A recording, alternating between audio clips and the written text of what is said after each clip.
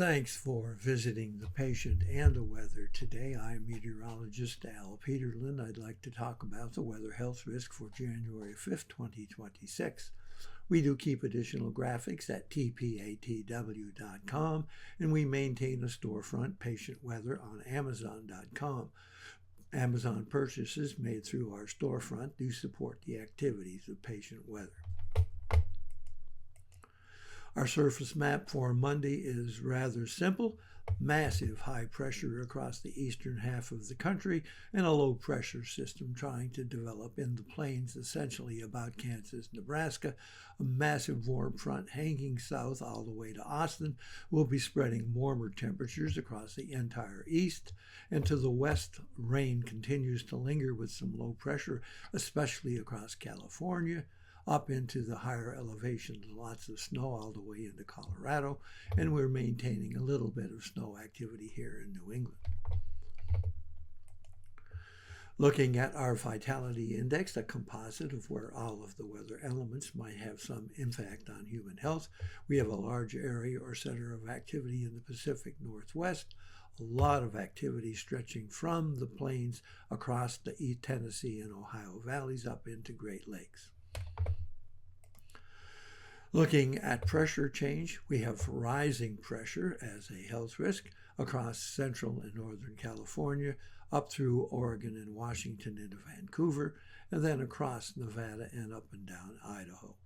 Little bit of rising pressure hanging on in Maine.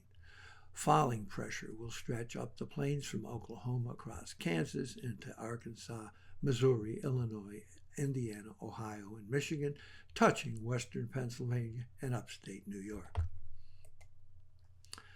Change in temperature is significant. A frigid east will be finally seeing a lot of significant warming, starting in the plains, Oklahoma, and Kansas, stretching all the way across the Tennessee and Kentucky and Ohio Valley, all the way to the East Coast and down into the Carolinas. Nice warm-up. Dew point temperature change, very supportive of that same issue, rising dew points across the entire east. Vapor pressure, again, just showing that same significance, with especially warming and pushing up into Texas and Oklahoma. Looking at POI, which is the change in atmospheric oxygen, and it looks as we have basically a bit of a migraine risk for really the western half almost of the country, from the high plains all the way to the coast. Spotty in California, but very significant across Washington, Oregon, Vancouver, Idaho, Wyoming, and across Montana, and especially across these Canadian cities right along the border.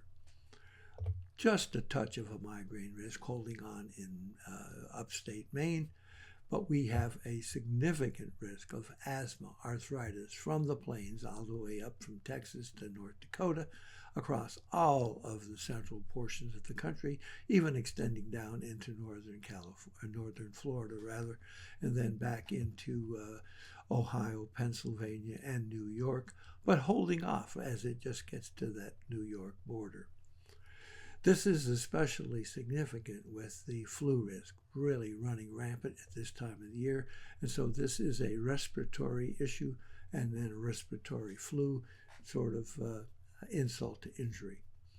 Thanks for visiting the patient and the weather. Your comments are appreciated, and if you hurt, won't you tell us where you're located?